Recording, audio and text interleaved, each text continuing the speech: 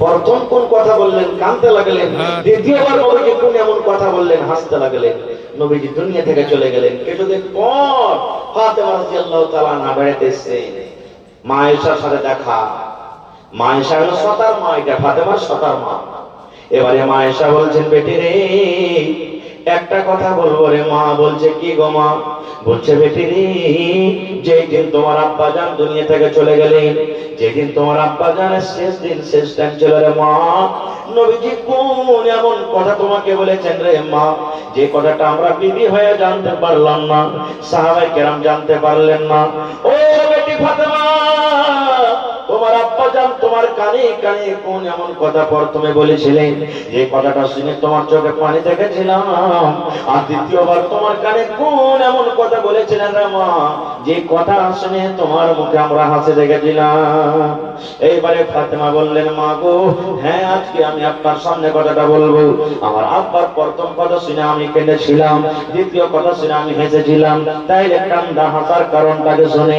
এইবারে ফাতেমা বললেন, মা গো আমার আব্বাজান যখন আমার কানে কানে প্রথম কথা বলেছিলেন আমি কাঁদেছিলাম। এই কথাটা আমার আব্বাজান বলেছিলেন, বেটি রে জীবনের মতন আব্বা বলে ডেকে নাও।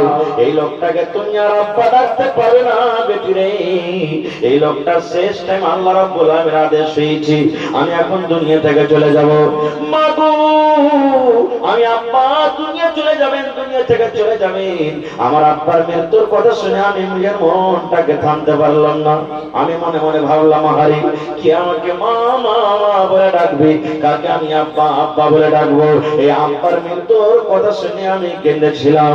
এবারে 2 নম্বরে আমার আব্বা যেন আমাকে বললেন, ও ফাতেমা তুমি কেঁদো না রে মা, কেঁদো না, কেঁদো না।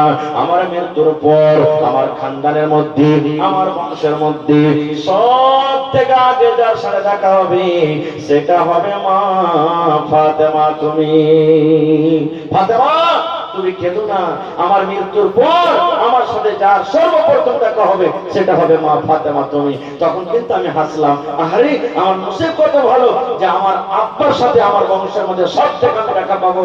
এই তো তাইলে কয়েকদিন পর আমিও চলে যাবো দুনিয়া থেকে, আমার আব্বার সাথে দেখা হবে। তখন কিন্তু আমি খুশিতে হাসতে লাগলাম। কেন বললাম হাদিসটা? নবীজি নিজের মেয়ের আগে কত ভালোবাসতেন যে নিজের মৃত্যুর কথাটা বিবিকে জানালেন না, সাহাবায়ে কেরামকে জানালেন না, নিজের কলিজার টুকরা মেয়েকে জানালেন।